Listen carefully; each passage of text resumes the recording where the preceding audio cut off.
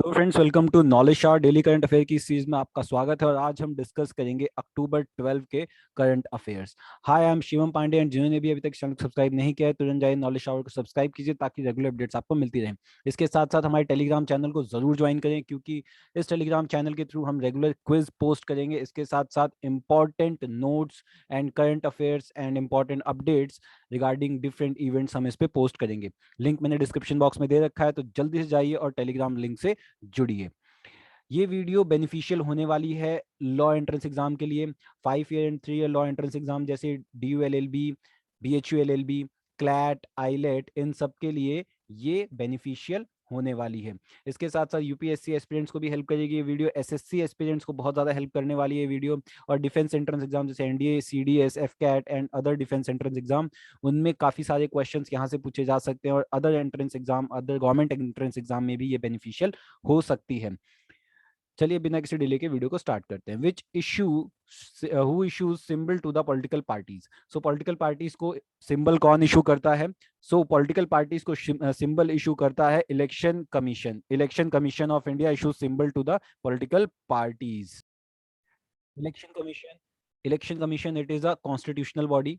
It's a constitutional body and it is set up under article 324 of Indian constitution. Election commission setup हुआ था या established आप कह सकते हैं, स्टैब्लिश्ड ऑन 25 जनवरी 1950। और 25 जनवरी को हम वोटर्स डे मनाते हैं। आप मुझे कमेंट सेक्शन में बताएंगे कि इस साल के वोटर्स डे की थीम क्या थी। इसके साथ साथ 3 इलेक्शन कमिश्नर होते हैं इलेक्शन कमीशन में। और एक होता है चीफ इलेक्शन कमिश्नर जो अभी हैं Sushil Chandra. Sushil Chandra is the chief election commissioner. और अदर 2 इलेक्शन कमिश्नर्स जो हैं, one is Rajiv Kumar and other is Anup Chandra Pandey. ये अदर 2 इलेक्शन कमिश्नर्स हैं। इसके साथ साथ मैं बात करता हूं आर्टिकल 326 की, जिसके थ्रू अडल्ट सफरेज की बात होती है। अडल्ट सफरेज, अडल्ट सफरेज का मतलब क्या है कि जो भी 18 साल या उससे ऊपर है उसे वोट देने का अधिकार मिल जाएगा। बट राइट टू वोट जो है, right to vote is a legal right. ये फंडामेंटल राइट नहीं है, इट्स अ लीगल राइट। ध्यान से देखिए। इसके साथ साथ अगर मैं बात करूं तो जो एज है 21 साल से 18 साल कर दी गई थी वोटिंग एज, और वो कर दी गई थी by 61st constitutional amendment. Question number 2, who took over as the chief of the air staff. Chief of air staff कौन बने हैं? सो ये बने हैं air chief marshal VR Chaudhari. VR Chaudhari को चीफ ऑफ एयर स्टाफ बनाया गया है। अगर मैं एयरफोर्स डे की बात करूं, एयरफोर्स डे, तो एयरफोर्स डे मनाया जाता है 8 अक्टूबर को। इसके साथ साथ Indian army day, Indian army day ये मनाया जाता है 15 जनवरी को। और नेवी डे मनाया जाता है 4 दिसंबर को। आप मुझे कमेंट सेक्शन में बताएंगे army cheap and navy chief के बारे में। Question 3, who has won the Physics Nobel Prize for Climate Model and Understanding of Physical System? So पहली बार फिजिक्स का नोबेल मिला है क्लाइमेट मॉडल के ऊपर। ये किसको मिला है? ये मिला है स्यूक्रो मनाबे, क्लॉज हेसलमैन एंड जॉर्जिया पेरिसी। ये इन तीनों को ही मिला है कंबाइंडली। और स्यूको एंड क्लॉज को 1/2 मिला है कंबाइंड में, और जॉर्जियो को अदर हाफ मिला है। सो ये फिजिक्स में पहली बार मिला है क्लाइमेट के ऊपर मॉडल, क्लाइमेट मॉडल के ऊपर फिजिक्स में प्राइज मिला है, नोबेल प्राइज। अगर मैं बात करूं एजेंसी की, तो फिजिक्स में जो नोबेल देती है वो देती है royal Swedish academy. Royal Swedish academy, academy physics में नोबेल प्राइज देती है। और इसके साथ साथ रॉयल स्वीडिश अकेडमी केमिस्ट्री और इकोनॉमिक साइंस में भी नोबेल प्राइज देती है। बहुत इंपॉर्टेंट है कि कौन सी एजेंसी नोबेल प्राइज देती है। अगर मैं अदर एजेंसीज की बात करूं तो लिटरेचर में जो नोबेल मिलता है वो स्वीडिश एकेडमी देती है, Swedish academy. And physiology, physiology and और मेडिसिन, इसमें जो नोबेल मिलता है ये नोबेल दिया जाता है Nobel assembly at the Karolinska institute. इसके द्वारा, कैरोलिंस्का इंस्टीट्यूट द्वारा दिया जाता है। आप मुझे कमेंट सेक्शन में बताएंगे कि फिजियोलॉजी और मेडिसिन में किसको नोबेल मिला है। इसके साथ साथ पीस के नोबेल की अगर हम बात करें तो ये नॉर्वे के द्वारा, नॉर्वेगियन नोबेल कमेटी द्वारा दिया जाता है, नॉर्वेगियन नोबेल कमेटी के द्वारा। नोबेल प्राइज पहली बार 1901 में दिया गया था और नोबेल प्राइज दिया जाता है एल्फ्रेड नोबेल के नाम पे। एल्फ्रेड नोबेल जिन्होंने डायनामाइट का इन्वेंशन किया था। Next question, film director Klim and actress Yulia are set to make the world's first movie in space. दुनिया की पहली मूवी जिसकी शूटिंग स्पेस में होने वाली है, और इसके लिए डायरेक्टर क्लेम और एक्ट्रेस यूलिया ने रशियन स्पेस लॉन्च फैसिलिटी जो बैकन्यूर कजाकिस्तान में है वहां से उड़ान भरी है। और ये कौन सी मूवी की शूटिंग करने वाले हैं?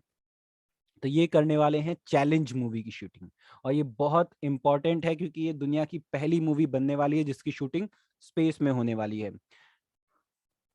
Coming to next question, a soft brownish coal showing traces of plant structure, which is an intermediate between bituminous coal and peat.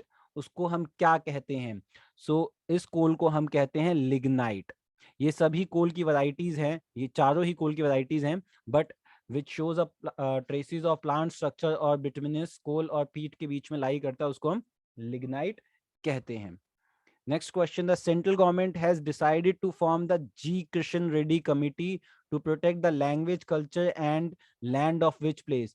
So कौन से place के language, culture और land को preserve करने के लिए जी किशन कमेटी बनाई जा रही है?